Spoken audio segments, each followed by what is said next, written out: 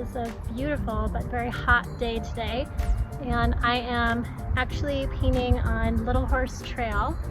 I discovered this really beautiful little plateau or vista off the trail, which kind of looks straight at the Nuns, and that is a feature which is right next to Chapel of the Holy Cross, which is a pretty popular destination. It's this beautiful little church that's kind of built into the rock face. So kind of an awesome piece of architecture.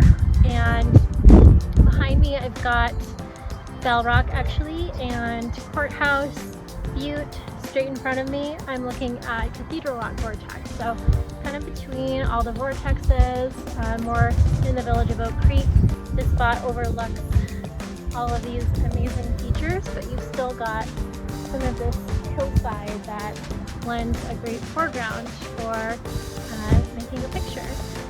And today I'm going to be having a little bit of that foreground, and then that distant vista. It's actually a 16 by 20 inch panel, so might have to break this up into 2 sessions, but I'm really excited to just share my process with you. A lot of it will be time-lapse portions, but I hope to slow it down a little bit and talk about just the choices I'm making with composition, the big shapes, the light pattern.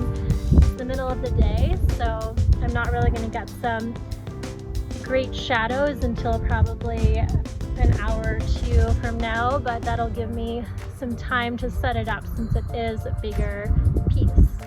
So thanks so much for watching, and I hope you enjoy this video.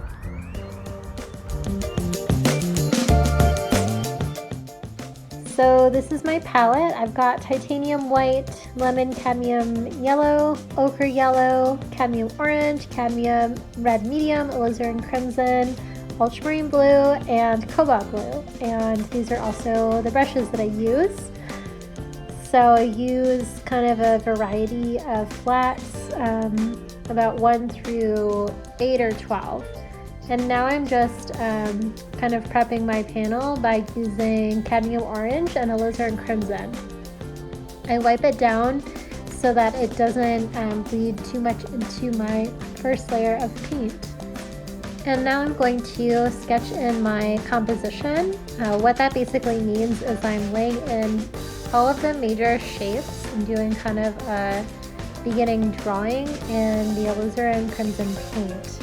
So this will give me an idea of how to split up the panel, how to organize all of my shapes here, how to make kind of like a dynamic image that leads the viewer in and kind of draws the viewer into the most important part of the scene, which to me is kind of the Nuns, but that whole top tier of the red rocks is what's going to be catching those major highlights as the sunset happens. So really these features I'm kind of drawing in a bit closer to, so I've smushed them together a little bit, and you can see I can also erase at this stage really easily. I can just dip my rag or my paper towel into the turpentine, and I can wipe away the lines that I'm not happy with. So it's kind of just like a drawing at this stage. I can draw and I can erase and just kind of feel out how I want this 2-dimensional representation of a 3-dimensional experience to come across. So yeah, I try not to split the panel in half. So obviously you've got probably a third of it is sky, and then the rest is going to be the mountains, which are then kind of meandering into the hillside, and the foreground, which has some vegetation. Something that I'm also looking out for is repeating shapes. So I want to make sure I'm not too redundant in any of my patterns. I want to create a lot of variety and a lot of visual interest. And that just feels kind of a lot more natural than having kind of exactly the same size, shapes, or distances repeating. So And I'm just gonna head right into blocking in.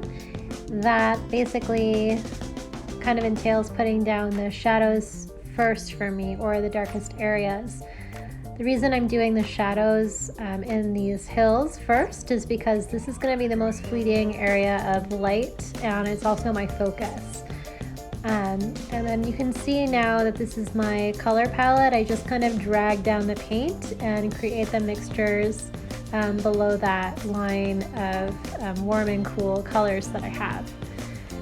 So you can kind of see that I've put in the sky as a contour, and that is because it helps me to carve out those shapes a little bit more. So when I'm laying in some of the shadows there, I can get a more accurate rendering, because I've kind of carved out my drawing a little bit more to be what I want it to look like.